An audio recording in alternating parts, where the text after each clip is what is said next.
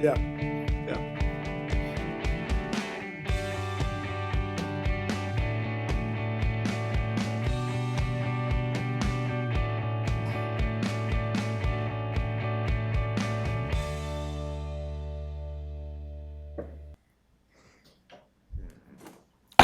I would like to call the school board meeting for August 18th, 2015 for the Des Moines Public Schools to order. Please take the roll. Ms. Caldwell Johnson. Here. Mr. Howard. Here. Ms. Boson. Ms. Ellsbernd. Here. Mr. Barron. Here. Mr. Sweeney. Here. Mr. Blake. Here. The first item on our agenda is approval of the agenda. Madam Chair, I would request that we take, I believe it's item 4 on the consent items. I'll scroll down For a here and separate make sure vote? it is.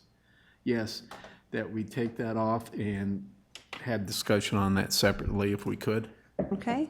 So may I have a motion and a second to approve the agenda with item D4 pulled for a separate vote? Second. Okay, we have a motion by Ms. Caldwell Johnson, a second by Mr. Howard. Please vote. Motion passes 6-0.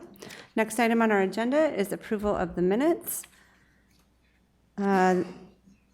We have minutes for August 4th. May I please have a motion and a second to approve the minutes from August 4th? So moved. Second. We have a motion by Mr. Blake and a second by Mr. Sweeney. Please vote. Motion passes 5-0 with one abstaining. Okay, the next item on the agenda is the consent items, and that is item D4. We allow any person the opportunity to speak to the board for up to 5 minutes following the presentation of an agenda item. If anyone wishes to speak to an agenda item, please go to the information desk to sign up. Remarks must be germane to the agenda, and we ask that you avoid reference to personalities and character attacks, as those types of comments serve no productive purpose. As a reminder to the board and public, the board will not engage in discussion or deliberation with the speaker regarding comments made to agenda items. Discussion and deliberation will remain among board members at the board table with speakers' comments, informing said discussion, deliberation, and determinations as deemed necessary. We appreciate your input. Ms. Caldwell Johnson, do you have the motion? Madam Chair, I do. I move that the board approve the consent items in accordance with the recommended action for each item on the consent agenda, including bills previously authorized and certified by the Secretary and approved for payment by the board chair in the amount of $3,249,733.49, and unpaid bills in the amount of $10,228,406.66. Thank you. May I have a second? Second. Motion by Ms. Caldwell Johnson, second by Mr. Howard. Any discussion? Please vote. Motion passes 6-0. The next item on our agenda is item D4, the B6793 General Labor Services. May I please have a motion and a second to accept item D4? Move approval. Is there a second? Second. Okay. Any discussion? Yes, what I would like is that we pull this and table it to a later time so we can have more information provided to the board as far as costs per labor versus, when I hear this saying general labor services, I'm wanting to know if this skilled labor in the sense that this is coming out of a, say, a union hall, or if this is coming out of a temp service, or is this labor coming from, and what's the daily charge versus the other. I also like to know if, as we've discussed before, is there background checks provided to these people, or is this something that's done just on the general contractor, or what is the yeah, thank you, the arrangement that we have in regards to this. So I'm not asking to have it be defeated. I'm just asking that we table it for a meeting, have come back when we have time to have general conversation and discussion over it. Okay. Looking at the item, I do notice that it is the third extension of the contract. Is there somebody to address any of these questions? I think Mr. Good's here. Mr. Good, would that be okay for him to, if he has some information right now? I guess I'd really rather have it not where we're doing it quick. I'd like to sit down and look at it, digest it, and if we have give and take discussion. I don't know what the big hurry is. We're already, into August, so it's not like it's a July 1st contract. So I guess I would like to have it in writing instead of just, and I'm not discrediting Bill, don't get me wrong. It just helps everybody, helps him get his information, helps us if there's something more that I need or would like to have expanded upon. Is there any, from the district's perspective or the administration's perspective, is there any negative implication for delaying this for 2 weeks or however long it is? Bill, is there a time factor on this?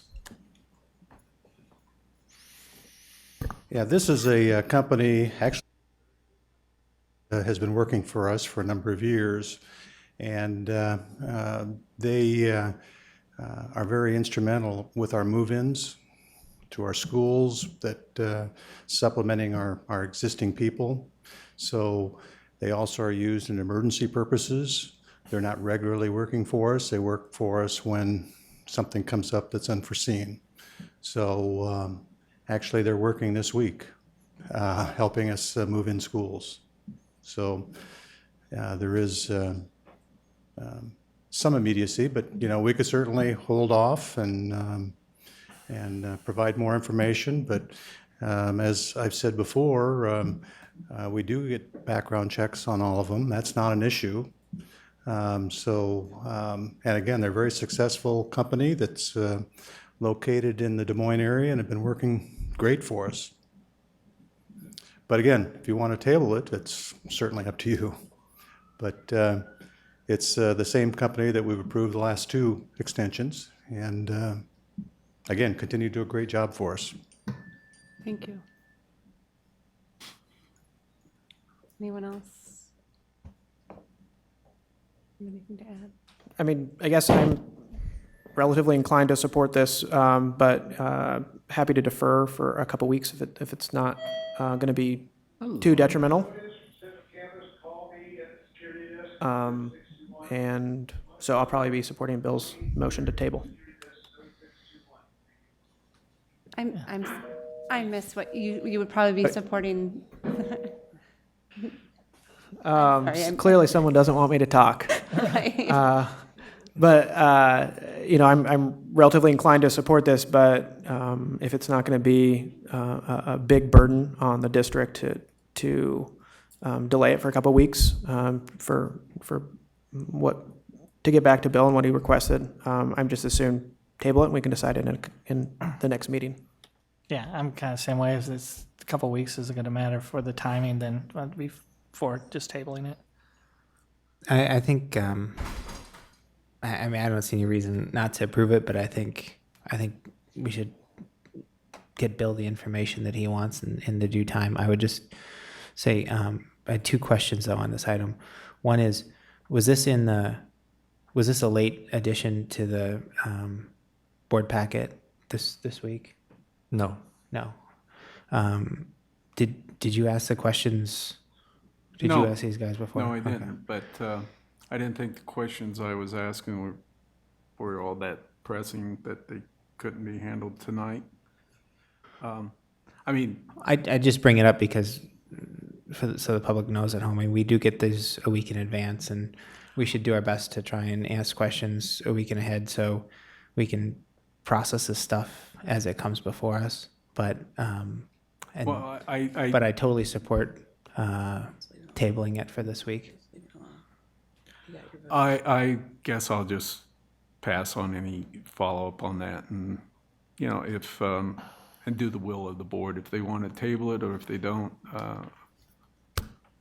so be. Ms. No, Cald- but Do I'm you have sorry.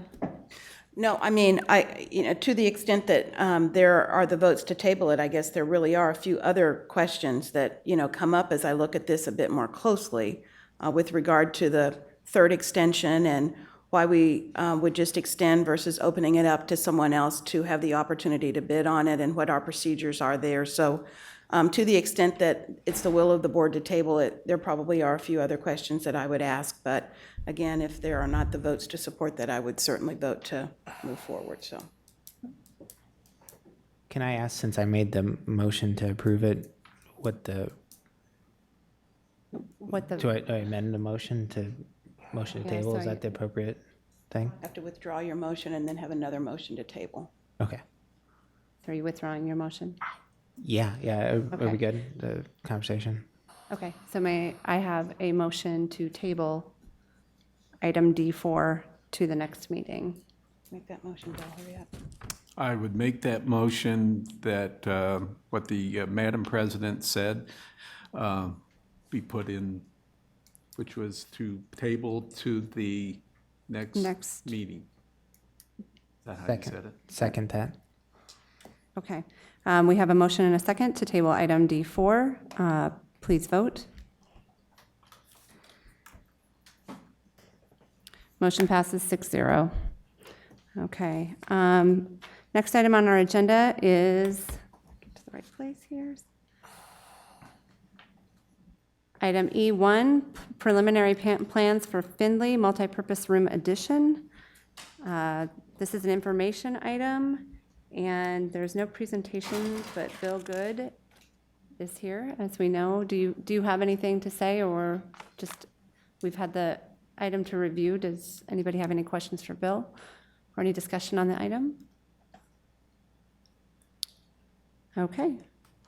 Moving on, next item is item E2, Elementary Science Monitoring Report. We have Matt Smith, Noel, Susie, and Adam with a presentation for us. Boy, just seems like a couple weeks ago. I think it was.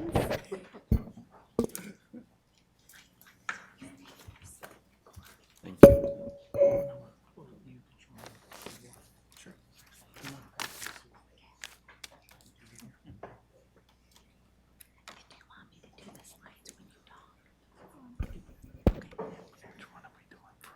Mr. Science or PowerPoint? Good evening, everyone.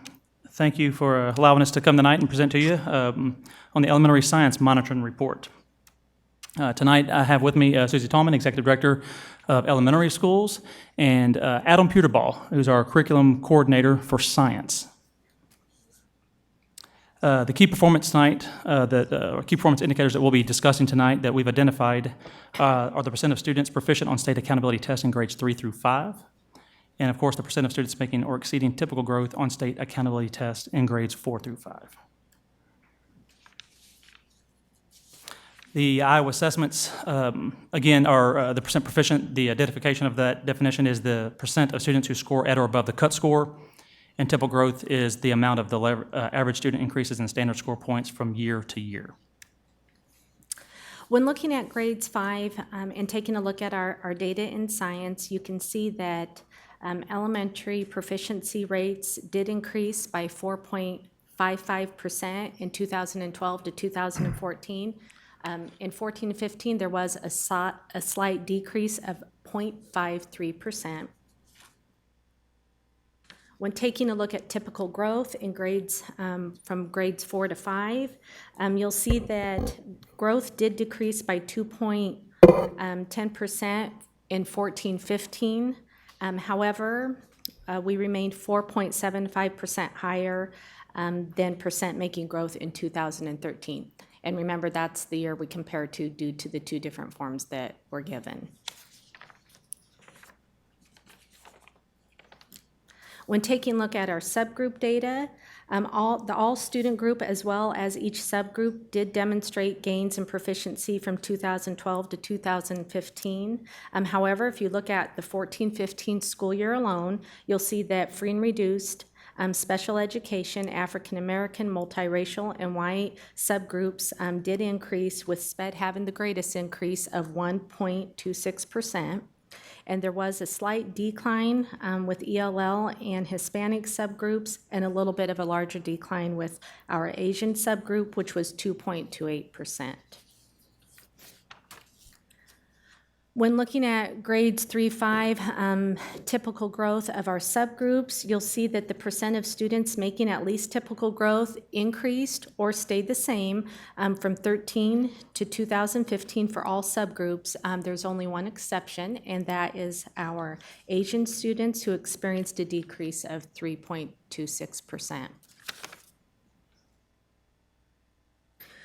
When looking at some of our subgroups a little bit further, if you take a look at our African American subgroup, currently 93.6% of African American students are ELL and free and reduced.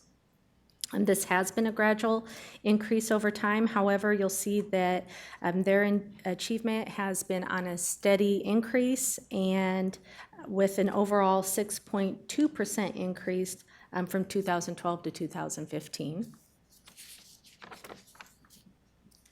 When looking at our Hispanic subgroup, you'll see that 93.6% of our Hispanic students are ELL and or free and reduced, and this has relatively remained the same over the years, or at least since 2012. You'll look at their achievement. It's increased by 5.7% from 2012 to 2015. However, this past year, during the 14-15 school year, there was a 0.8% decrease. And then finally, when looking at our Asian subgroup, 88.6% of Asian students were ELL and or free and reduced. This is a slowly increasing percent from 2012. When you look at their achievement, they've increased by 8.9% from 2012 to 2015. However, the 14-15 school year, they did have a decrease of 2.3%.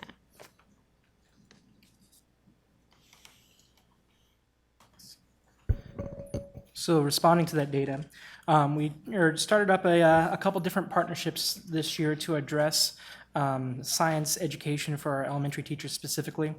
One was a partnership with Drake University and Grandview University. We partnered with them on a Title IIA Improving Teacher Quality grant that focuses on math and science education. Each year, for a course of 3 years, we have 24 teachers engage in graduate coursework through Drake and Grandview, focusing specifically on math and their science coursework. This is tailor-made to Des Moines so that we're focusing on our specific curriculum for our teachers. And they're also getting graduate coursework that they can apply towards a master's degree at Drake or Grandview University. It's completely non-district funded, and we have a lot of success with it. Our first cohort went through it this summer, and we'll look at adding 24 more teachers each additional year. The other program that we have going is... Sorry, do you mean, so next year will be 48 teachers, or do you mean? So it's a cohort. They go So each through cohort will be 24. 24, and it's a year-long process. I'll explain it to you. And it's 12 credits, so they'll take 4 courses throughout the course of the year. So it essentially gives them half of a graduate degree, so then they can go on to Drake University or Grandview to pursue the rest of their graduate degree.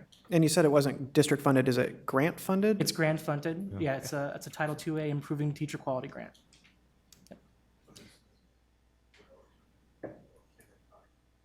It's not related. It could, but it's not. It won't feed into that master's program. No. I specifically targeted older, more veteran teachers in the district to specifically improve our capacity for our teaching staff. They're more likely to stay with the district. They've been here a long time, and we want to improve their skills and give them an opportunity to re-engage in higher education. The second project that we've been working on is a National Science Foundation project with Iowa State University called the Trinect program. It's a program that combines a classroom teacher with a student teacher from Iowa State University and a graduate fellow in engineering. And they place the graduate fellow in engineering and the student teacher with the classroom teacher for the course of a semester. And throughout that time, they receive ongoing professional development in delivering STEM activities to their classroom.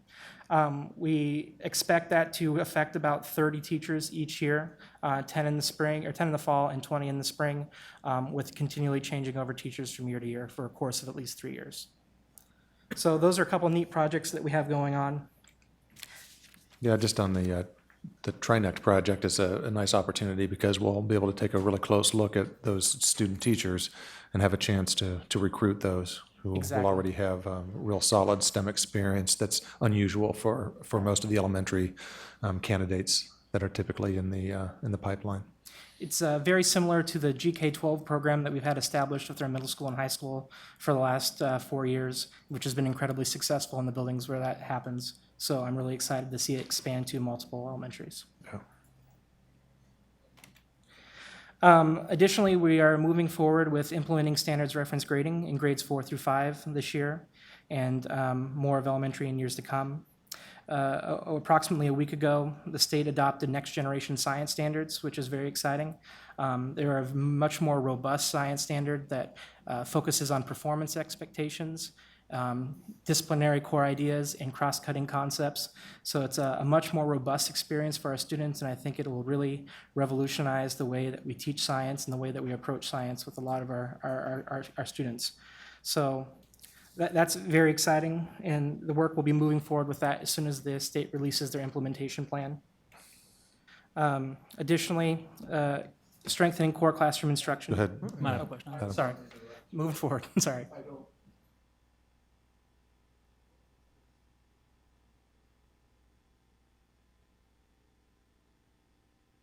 In the standards reference, what will that do?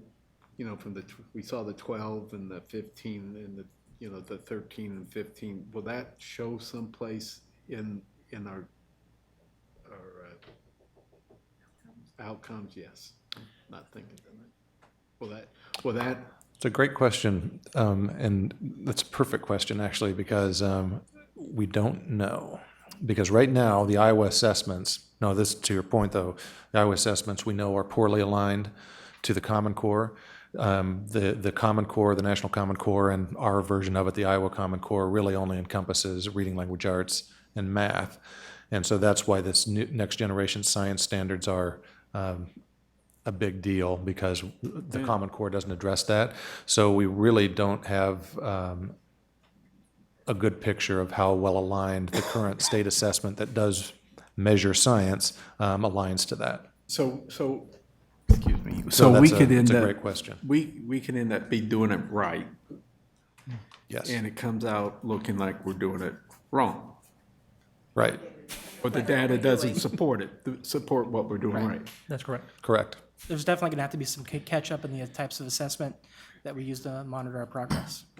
But again, that comes back to the metrics conversation that we continue to have here around assessments. And are we looking at the right metrics in terms of student growth on a day-to-day basis, week-to-week basis, month-to-month basis throughout the school year? The assessment is a conversation that continues to,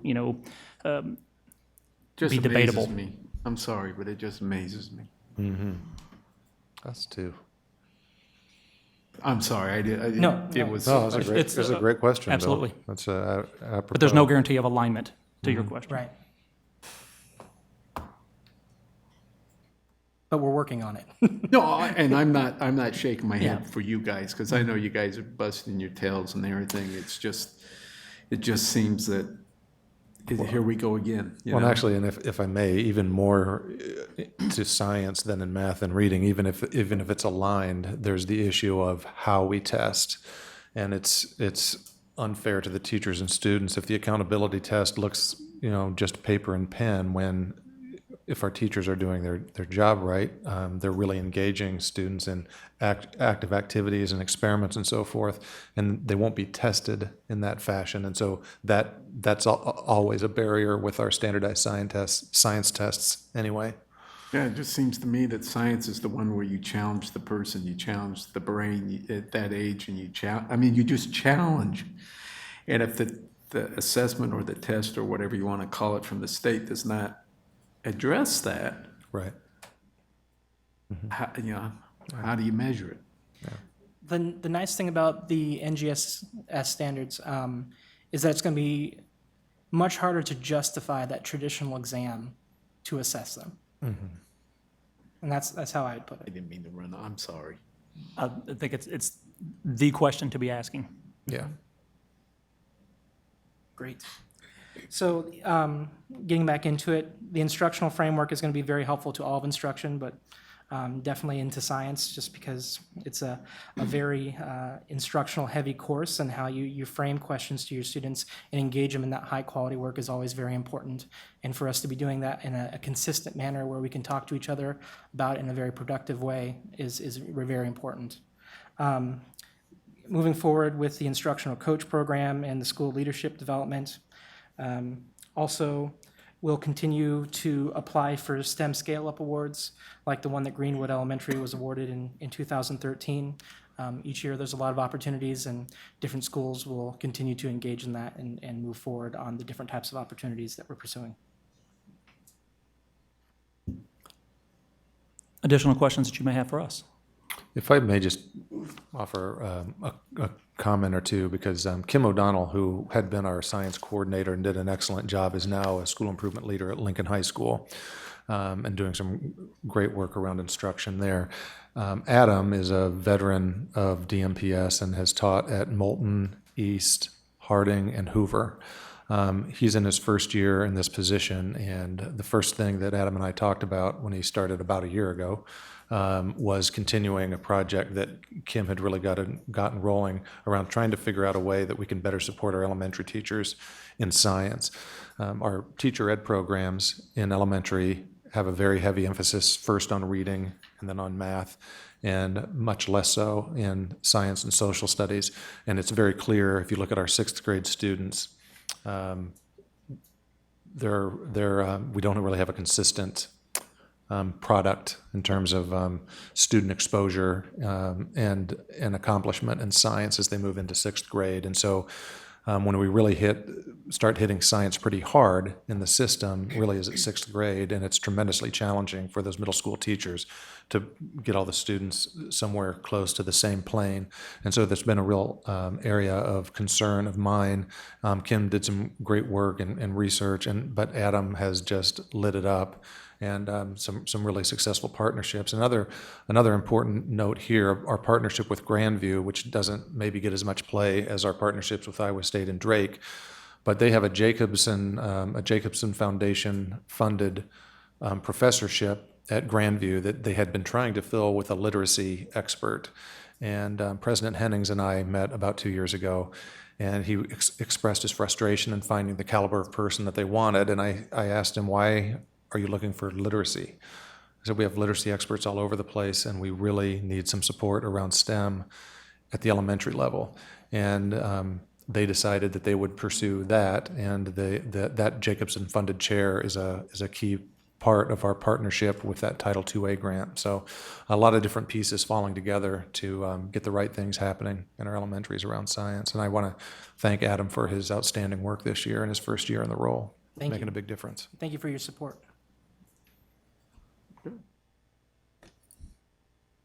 Questions, Pat? Yeah, I have a question on it might be for you, Tom, or somebody, on the Wallace grant. In the previous screen, we talked about the Wallace grant. What's the plan? I mean, how much longer is the Wallace grant going to be there, and what's the plan post that with the monies that we use now with the Wallace grant? I mean, Wallace grant. I mean, is it going to be here 6 years from now? No. I mean, and so what's the plan for funding these positions that are all funded by the Wallace grant when that goes away? Are you looking at a specific page? Which, Like the school leader development, the Wallace grant here, we have the classroom instruction that students receive through school leadership development. It's through the Wallace grant. oh, well, the Wallace grant is really, in this regard, is really supporting our adoption of the Marzano instructional framework and getting that established district-wide, which when you put in a new framework like this, since we have existing staff, about 2,900 teachers, we we get 300 or 400 more or so every year, but nobody was on the same page with the instructional framework. So to get something consistent across the district, K-12, across all buildings, it takes a pretty significant front-end investment that then we can maintain. So once we have this in place, we won't need that continued support on that anymore. But the instructional coaches, though, are not being funded by the Wallace Grant. Okay. Those are instructional coaches that we already have in place anyway. So let me go back then. So then what is this at the TLCs or Wallace?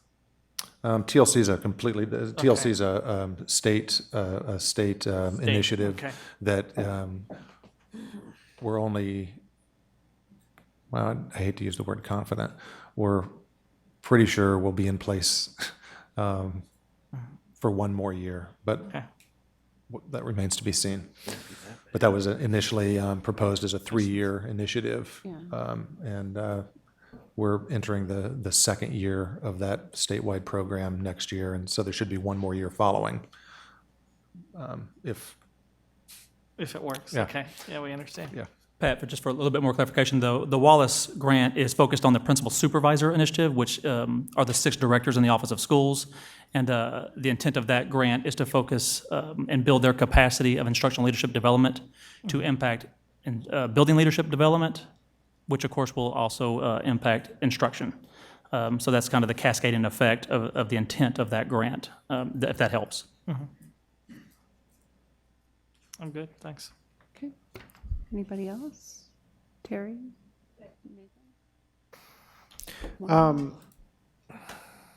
So I think this is the third meeting in a row we've had some good reports, informative reports on elementary school. But to what Tom just brought up, is there, and we've discussed this, and personally I've discussed this a few different times, but I know that there's at a point where we'll be talking more generally about like fine arts instruction and how that's going.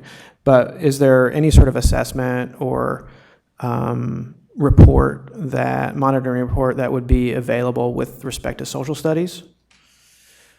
As far as how those students are being instructed and what type of performance they're doing and what they're getting kind of K through 6. At the elementary level you're Yeah. referring to? If that's something that the board... we could certainly produce one. Add it to our Absolutely. schedule? Is that what you're thinking? I mean, I'm off the board in 2 meetings. So, but yeah, if I do think that it. We've got a few meetings over the course of the year where there are some gaps where we're not actually getting, you sitting at this desk. So maybe we'll fill them up with some more. But I do think that would be, that goes to, at least my concern with focusing too much on test scores in areas that we talk about a lot. And yes, math and literacy are foundational and very important. But I want to make sure that our students are getting kind of that full, holistic education, and they're prepared, yes, in science, social studies, and fine arts as well.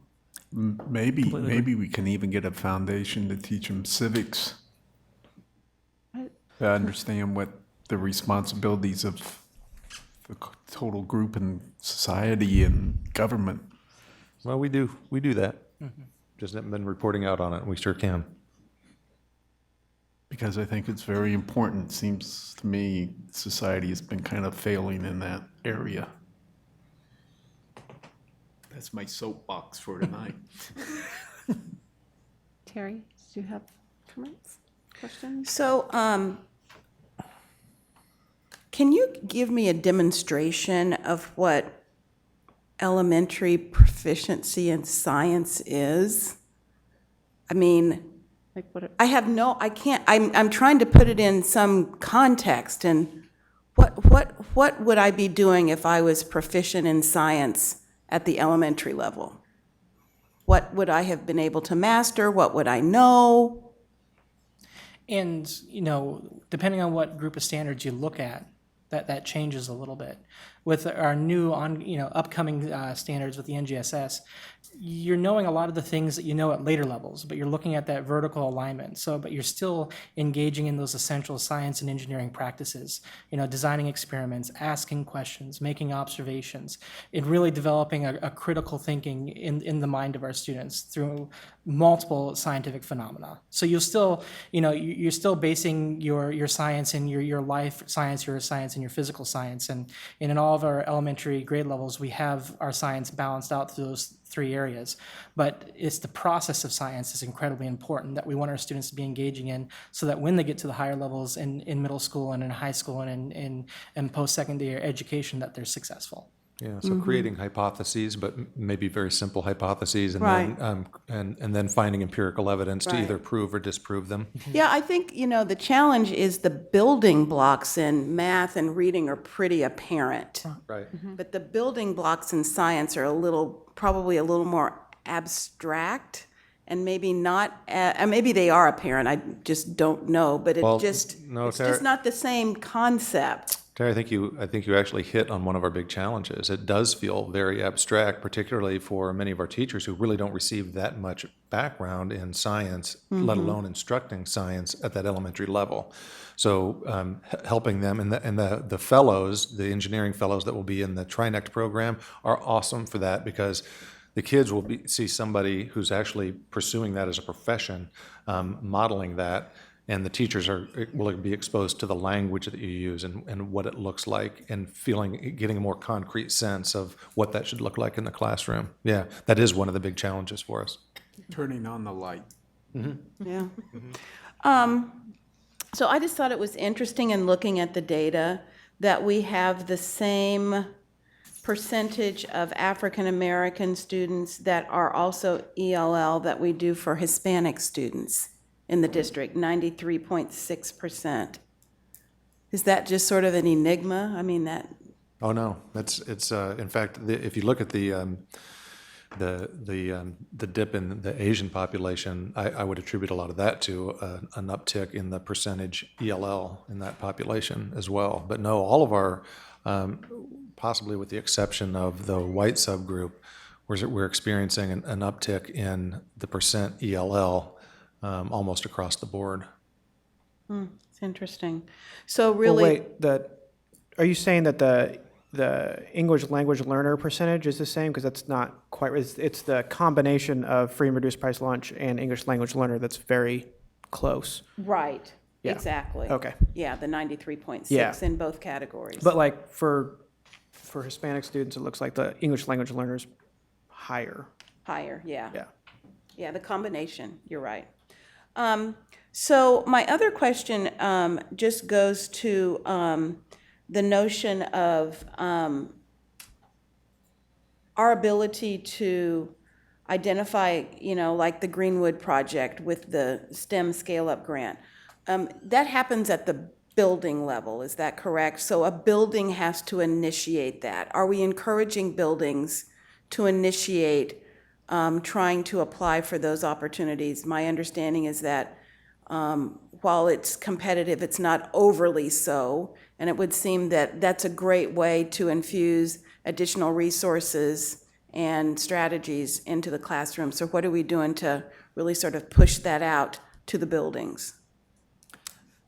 Yeah, we have science leaders in every building that I communicate with on a regular basis, and every time that there are opportunities, whether it's from the STEM scale-up grants or other opportunities around the state, we push them out to buildings and to building leaders to really make them as aware as possible of all the different initiatives going on.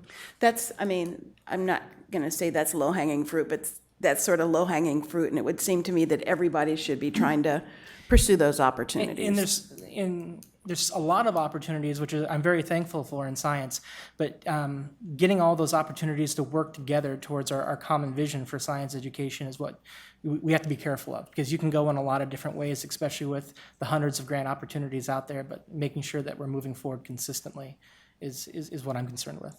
So do we have grant writers? I know we have grant writers, but do we have grant writers that can key in or tune in, however you want to phrase it, to what your needs are and yet keep it in focus so that you're not having a scattergun type approach that if let's say Jackson wants to write a grant, is there somebody there that's available to help them write the grant that keeps it in that focus, that the same thing that maybe Greenwood is looking at, we're still in the ballpark?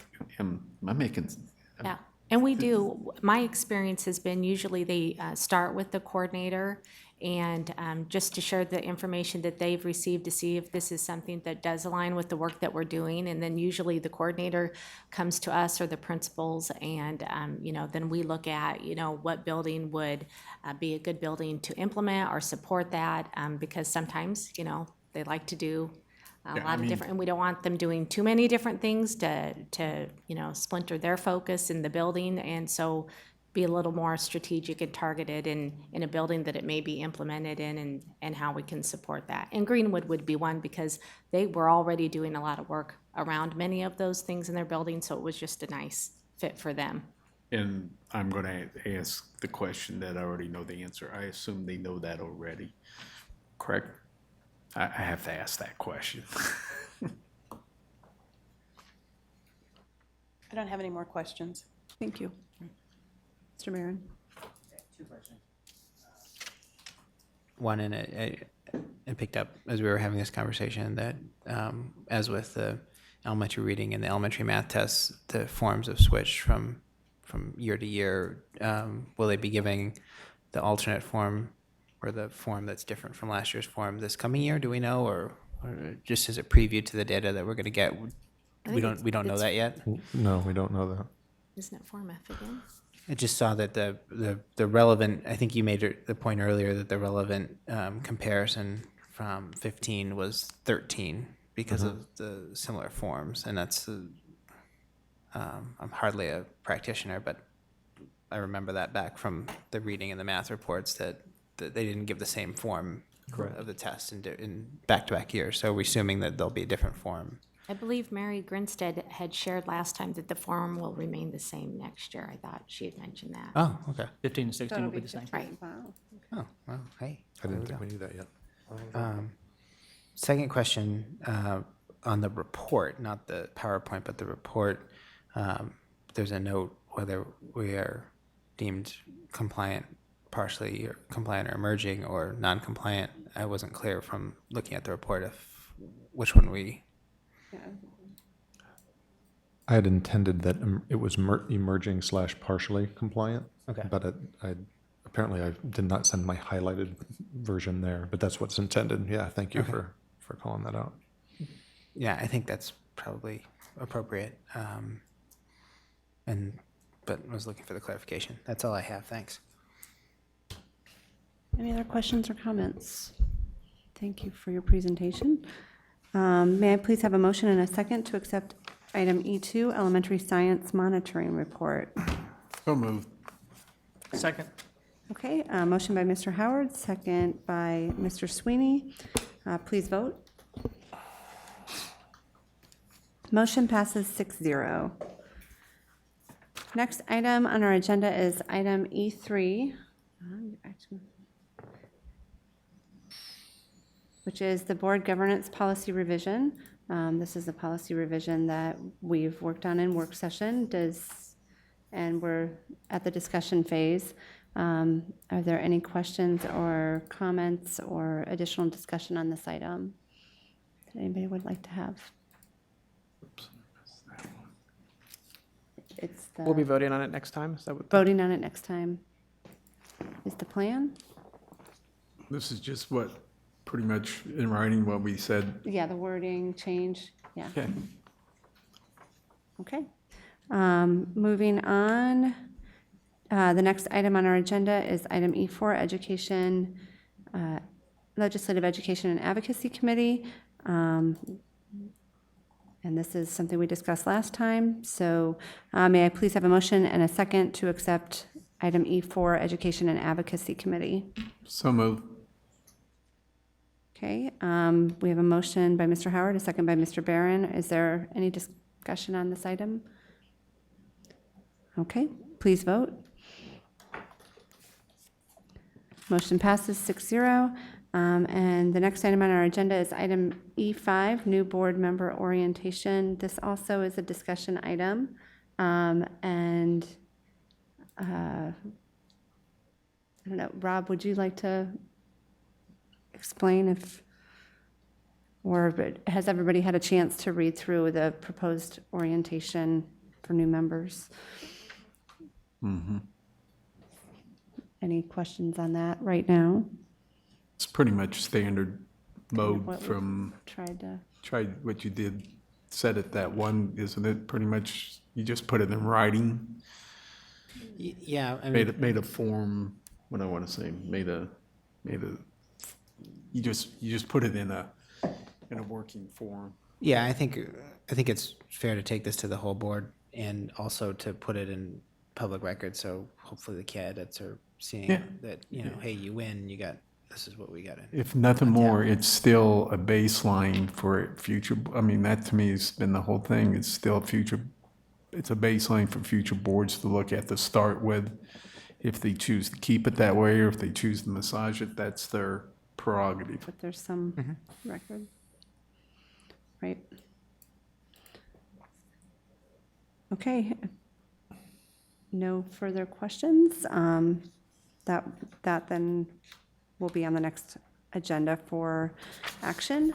And next on the agenda, we have items of privilege. What? Items of privilege, I want to stick my hand up. Oh, okay. I thought maybe I missed something on the No, last no, thing.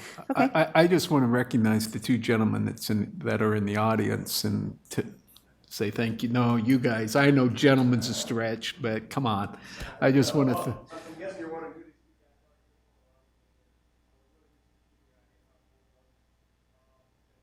some items that you may want to bring up to the board in the future, and thought we would sort of scout it out and see how you did business and what it would take to get in to speak to you if necessary. But I'm Major Brian Blaine. I command recruiting for Iowa and Nebraska. So the recruiters that you see at your school are my guys. So we've got all the high schools in those two states. And then Captain Chris Oldenkamp's my executive officer. The reason Chris is here and the reason that I'm here with him is he runs the high school community college program. So, so the guys that are here and the method in which they do business within the school all sort of falls into his lane. So, but if you have a minute, we would like to, that we're here and you're here, we would like to bring something to your attention if you don't mind. Sure. can't knock Can't on it, act but on you it, can. yeah. This is a point of privilege and it's Bill's, yep, sure. So, might have to take a seat. Or the podium. Have a seat, or Or podium, whatever, yeah. wherever. We're very relaxed. We'll be flexible. So the recruiters work off of lists. So they get, they're in the schools, but besides being in the schools, they work off of these lists that they use to contact, mostly seniors, but they use to contact seniors to try to persuade them into joining our line of work, right? And to becoming United States Marines. Well, Des Moines Public School list over the last few years have been the smallest out of the entire area of operation, which is those are the schools in Iowa and Nebraska. So we tried to figure out why.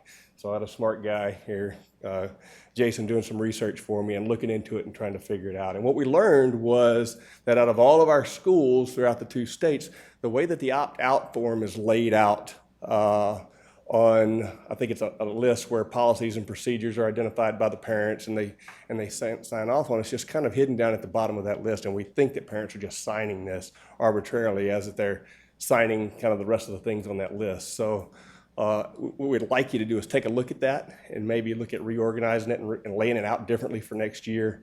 We brought Waukee School District's list and kind of the way that, or opt-out form, kind of the way they lay it out.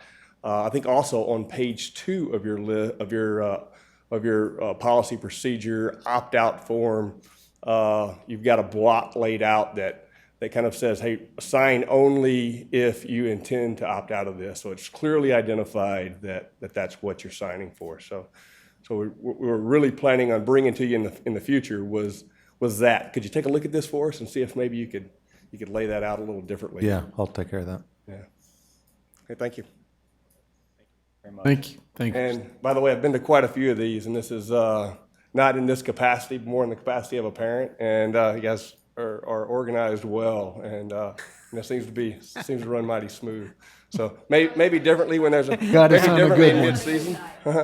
All right. Hey, thanks, guys. Thank you. Thank you very Thank much, gentlemen. And as far as, is that, okay, yep.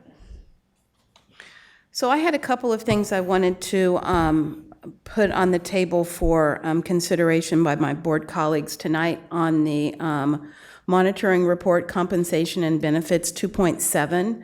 I didn't want to pull it off because I was fully okay with everything that was included there.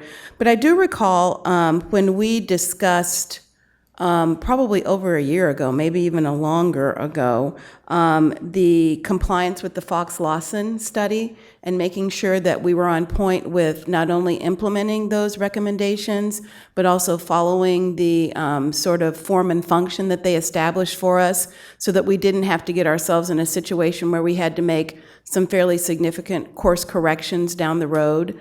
So I would certainly like for us at some point to have an update on that Fox-Lawson study and where we are with full implementation of those recommendations and being in compliance with those things that were set out.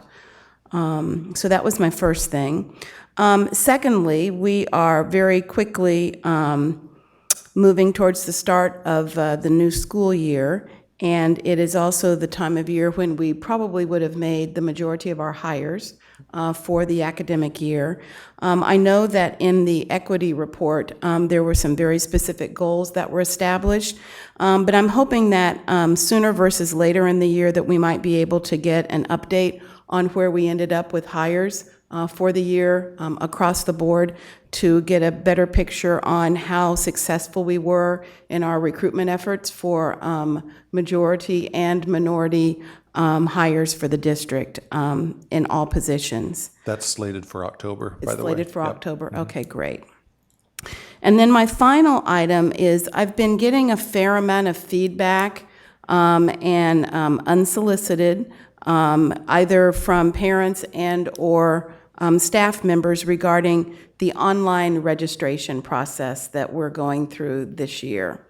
And I'm wondering if we've established some sort of formal feedback loop so that we're getting some real-time feedback from people who have been involved in that, both good, bad, and ugly, based on a few things that I've heard. And then also, if we could understand sort of the utilization rate. I know, Tom, in your last memo, you mentioned that about a third of our families had already utilized that. Those would probably be the people that had access to computers in their home, and also people who were proficient in English, so they didn't have challenges that many of our families do.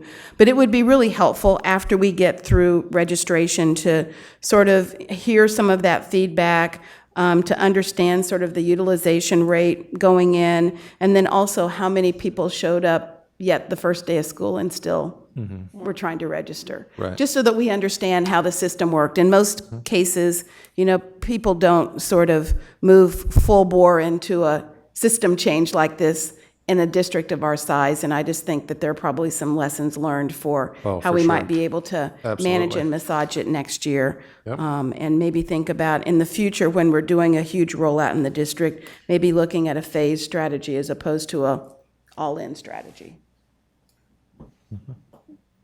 Okay, thank you.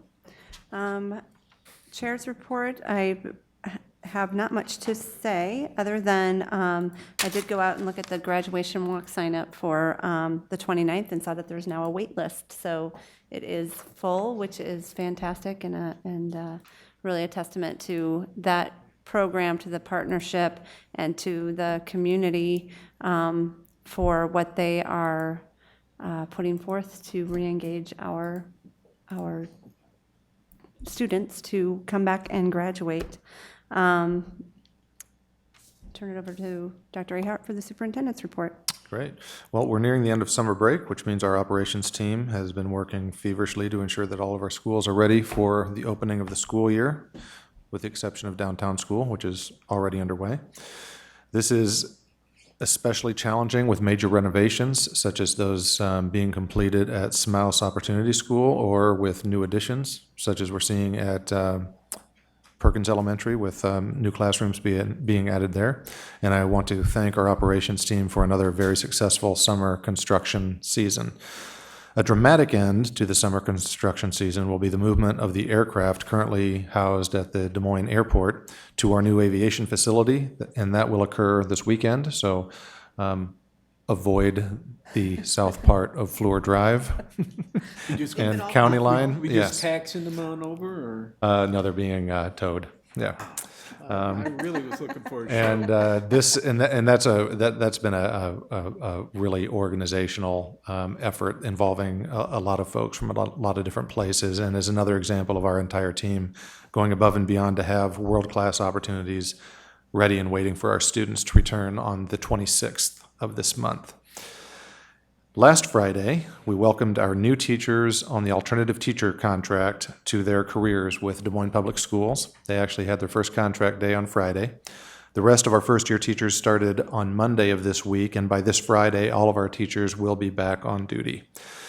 I will have had a chance to speak with all of our new teachers by the end of this week, but tonight I would like to formally welcome all of our teachers to the 2015-16 school year and wish all of you the very best as you collaborate to serve our students and families. I am extremely proud of our outstanding team of teachers, and I'm looking forward to what we'll accomplish together this year. And that is all I have. Okay, thank you. And with that, I will close the meeting.